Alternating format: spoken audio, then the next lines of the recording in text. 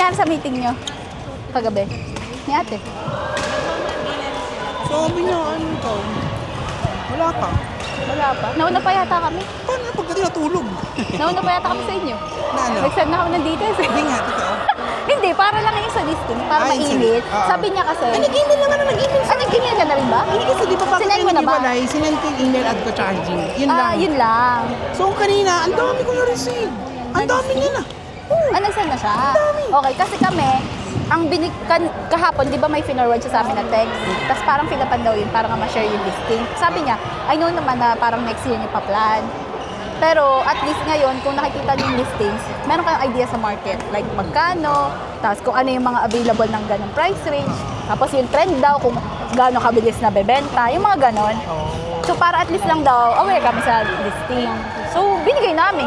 At least alam naman niya na next year pa. Kasi siya parang pakiramdam ko 300 to 320. Oo. Parang kasi doon naglalaro Oo. yung medyo okay. Oo. 300 to 320. Pero hindi pa ba kayo decided na siya? Mag-meet pa kayo ng ibang realtor? Parang feeling ko baka yan. Hindi ko naman. Sa akin parang okay naman siya. Ang gusto ko lang kasi sa kanya, hindi siya pushy. Oo. Like yung guy na iba na parang desperado makabenta. Oo. So parang feeling ko, talagang kung ano yung gusto ng client, kahit konti yung commission niya, Oo. ibibigay niya. Hindi yung guy na iba na, sige dyan na lang kayo kasi mas makaka-commission, di ba? Yun lang naman yung gusto ko sa kanya kasi parang, Kasi siya parang sinabi niya, makasampu tayo, okay na, tigil mo na. Kung ayaw niyo, wala kayong makikita, hanap na lang tayo ulit, di ba? kasi di ba yung sabi ko nga sa'yo ng vlogger, yung kahuhuling ka-close niya lang, parang naka 20 plus sila dun. Na, bago sila naka-close ng deal. Kaya ayun lang, sino yung nabasa ni Jane na nilipat na araw sila Jane? Kasi meron sila nakitang bahay na pakiram daw nila, malaki daw yung chance na makukuha nila. Ang problema, ang listing, ang parang kailangan daw i-occupy na ng June 20, basta 28 or 27, parang gano'n. So pag nakuha daw nila yun, baka end of July, dito na sila. So pag nakuha na End nila of yun, July, pero June oo. kailangan i-occupy? Oo, kailangan daw i-occupy na ng June. Ang gulo nga eh, di ba? Ba't ganun? June i-occupy pero July mag-move. Hindi, parang mag-uupa pa sila sa amin ng isang buwan. Para mag-i-stay pa muna sila habang nag-move ng gamit.